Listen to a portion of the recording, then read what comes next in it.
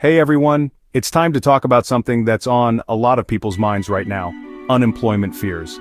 According to a recent survey by the Federal Reserve Bank of New York, the fear of unemployment has jumped to its highest level since the early weeks of the pandemic.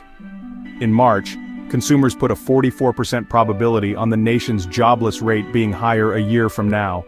This marks the highest level of concern since April 2020. There's a growing pile of unhappy sentiment readings, especially with federal policies causing uncertainty and spiking recession fears. The survey also showed that people are getting increasingly insecure about their own job security.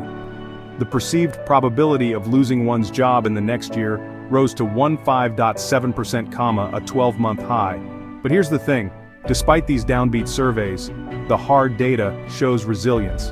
Through March, the U.S. job market stayed strong, continuing a 4-year streak of employment gains. The labor market has been the backbone for strong consumer spending and continued economic growth. Still, there's worry that pessimistic outlooks might cause people to cut back on spending, leading to declines in business investments and a slowdown in the economy.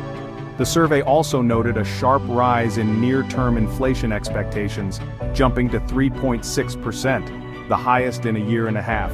Economists are warning that federal trade policies could lead to higher prices and potentially re-accelerate inflation. But here's a bit of good news: the year-ahead fears aren't necessarily spilling into the long term. Inflation expectations held steady at 3% at the 3-year mark, and even ticked down to 2.9% at the 5-year mark.